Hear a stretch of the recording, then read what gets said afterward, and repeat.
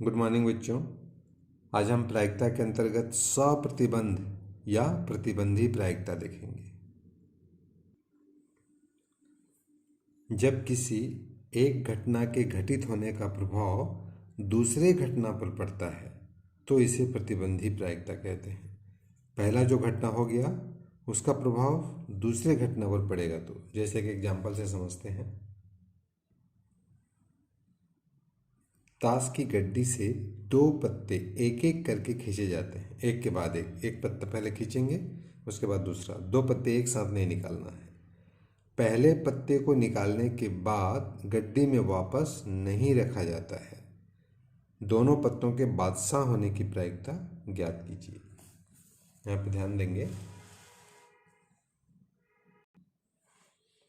पहले पत्ते के लिए NS जानते हैं, ताश की गड्डी में 52 पत्ते होते हैं तो NS 52 हो जाएगा।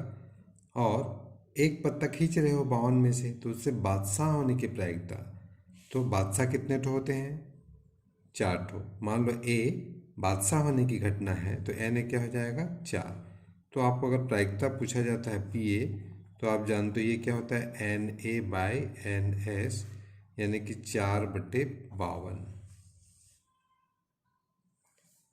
अब दूसरे पत्ते के लिए, अब जो पहला पत्ता था वापस गड्ढे में नहीं रखना है, तो दूसरे पत्ते के लिए NS क्या होगा?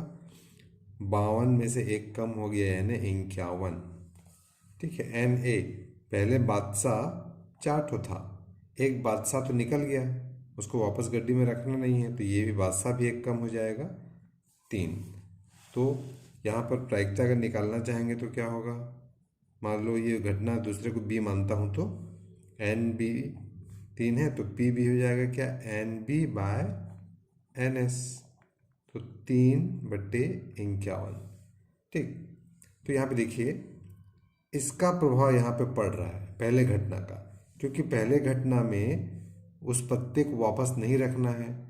पत्ते वापस नहीं रख रहे हैं तो दूसरे पत्ते के लिए जो आप निकाल रहे हो उसका उस पर प्रभाव पड़ रहा है, क्योंकि एक एक कम हो जा रहा है। देखो, अगर पत्ता को वापस रख देते तो, देखो अगर पत्ते को वापस रख देते, क्वेश्चन में होता कि एक पत्ते खींचे फिर वापस रख के फिर दूसरा पत्ता खींचे, तो उसके लिए आप NS निकालते तो दूसरे पत्ते के लिए भी NS 52 ही होता, क्योंकि आपने वापस रख दिया।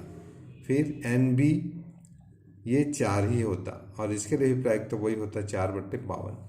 तो ये प्रतिबंधी प्रायिकता नहीं कहलाता, ये प्रतिबंधी प्रायिकता है और ये नहीं है, क्योंकि इस पर पहले घटना का प्रभाव नहीं पड़ रहा है। क्योंकि 52 पत्ते में से एक पत्ता खींचे फिर वापस रख दिए, मतलब फिर 52 का 52 रख गया, यानी प्रतिबंधी नहीं है। और पहले पत्ते को वापस नहीं रखे तो उसका प्रभाव दूसरे में पड़ रहा है। तो ये एक सिंपल से उदाहरण है प्रतिबंधी प्रायिकता को समझने का। अब इससे रिलेटेड कुछ फार्मूले देखते हैं। माना घटना B पहले घटित हो चुकी है, मान लो कोई घटना पहले घटित हो चुकी है, उसके बाद घटना A के घटने की प्रतिबंधी प्रायिकता पूछा जा रहा है। मतलब घटना B का प्रभाव A में पड़ रहा है तब पूछा जा रहा है। तो उसका सूत्र होता है P, जो घटना पहले हो चुका है वो नीचे रहेगा, और जिस घटना की प्रायिकता निकालना है वो ऊपर रहेगा। देखो क्या बोल रहा है, माना घटना B पहले घटित हो चुकी है, तो B नीचे रख देंगे, जो पहले हुआ है वो नीचे रहेगा। उसके बाद A के घटने की प्रायिकता, यानी कि PA/B। तो जब भी PA/B निकालते हैं तो B पहले हो चुका है, उसके बाद A को पूछ रहा है, और वो भी कब? जब प्रतिबंधी हो तब। ऐसा नहीं कि B अलग कोई घटना है, A कोई अलग घटना है, A का प्रभाव B पर, B का प्रभाव A पर नहीं पड़ रहा है, तो ये फार्मूला नहीं होगा। ये फार्मूला कब लागू होगा? जब जो पहला घटना B घटित हो चुका है उसका प्रभाव A में पड़ रहा है तब। तो इसका सूत्र होता है PA/B/PB।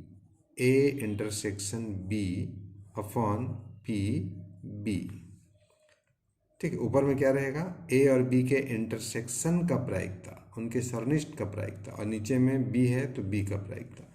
और इसको अगर हम करना चाहेंगे तो हम जानते हैं कि PA/B बराबर क्या होता है? NA/B/NS। और PB बराबर क्या होता है? NB/NS। तो NS कैंसिल हो गया, तो फार्मूला हो जाएगा NA/B/NP। तो दोनों चीज़ें होते हैं, ध्यान देना। यहाँ पे क्या है? P A intersection by P B, और एन एस कट गया तो बन गया N A intersection B by N B. तो ये दोनों मिलते जुलते हैं, ध्यान दीजिएगा। यहाँ पे क्या है, एन है और यहाँ पर पी है। प्रायिकता पता हो तो ये दोनों, और प्रायिकता पता नहीं है, केवल उनके एलिमेंट पता है, तो ये दोनों सूत्र यूज होगा। तो 12वीं में ये प्रतिबंधी प्रायिकता से एक क्वेश्चन प्रायः पूछा जाता है, ध्यान देंगे। अभी तक जो प्रायिकता का 2 चैप्टर देखे, 2 टॉपिक्स देखे, वो 10th 11th लेवल का है, उससे भी क्वेश्चन पूछा जाता है। लेकिन ये मेन 12th में यहाँ से शुरू हो रहा है, आपका प्रतिबंधी प्रायिकता से शुरू हो रहा है, तो यहाँ से आपका क्वेश्चन डेफिनेटली पूछा जाएगा। एक क्वेश्चन देखते हैं।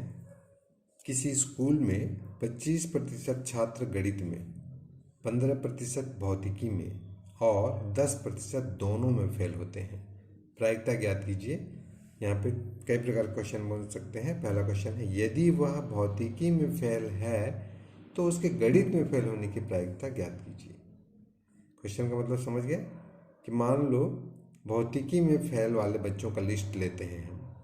पहला काम कौन सा हो रहा है, ये भौतिकी में फेल होने वाला। यदि वह भौतिकी में फेल है तो भौतिकी में फेल होने वाला लिस्ट निकालेंगे और फिर देखेंगे कि उनमें से गणित में कितने लोग फेल हैं। ठीक है, तो इसका मतलब वही होता है, यदि वह भौतिकी में फेल है तो गणित में फेल होने की प्रायिकता ज्ञात कीजिए। अगर पूछता है कि यदि वह गणित में फेल है तो भौतिकी में फेल होने की प्रायिकता ज्ञात कीजिए, मतलब गणित में फेल होने वाला को पहले देखेंगे और उसमें से फिर भौतिकी में कितने फेल हुए हैं, अगर वैसा पूछा जाता तो। अभी फिलहाल आपको पूछा गया ये फर्स्ट वाला, भौतिकी में फेल है तो गणित में फेल होने की प्रायिकता ज्ञात कीजिए। 2 टाइप के और क्वेश्चन पूछे जा सकते हैं, उनके लिए जगह छोड़ें, क्वेश्चन देखेंगे अभी। इसको सॉल्व करते हैं पहले क्वेश्चन को। माना ए गणित में फेल होने वाले को मान लेते हैं और बी भौतिकी में फेल होने वाले को। माना ए गणित में फेल होने की घटना है और बी भौतिकी में फेल होने की घटना है। अब आपको क्या पूछा गया है, पी ए बट्टा बी पूछा गया है कि बी बट्टा ए पूछा गया, ये ध्यान देना है। तो क्वेश्चन में देखो क्या कह रहा है, यदि वह भौतिकी में फेल है, मतलब भौतिकी वाला काम पहले हो रहा है तो भौतिकी वाला नीचे रहेगा और गणित वाला ऊपर रहेगा। तो यहाँ पे क्या लिखेंगे हम, भौतिकी वाला नीचे यानी कि बी नीचे और ए, इसकी प्रायिकता पूछी गई है पी ए बट्टा बी।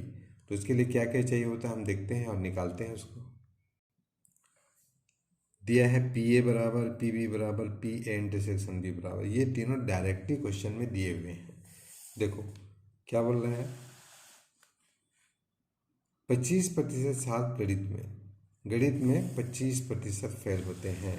तो ए हमने गणित का माना है, तो ए 25% यानी कि 25/100। यहाँ पे एन ए बटे एन एस आपको नहीं दिया है, 25% डायरेक्ट दे दिया। 25% को हम बदलते हैं 25%, प्रतिशत यानी बटे 100, 25/100। तो 25 एन ए रहा होगा और 100 एन एस रहा होगा, 100 बच्चों में से 25। ठीक, उसी प्रकार से बी का भी दिया है और इसका भी दिया है, उसको भी डायरेक्ट लिख लो।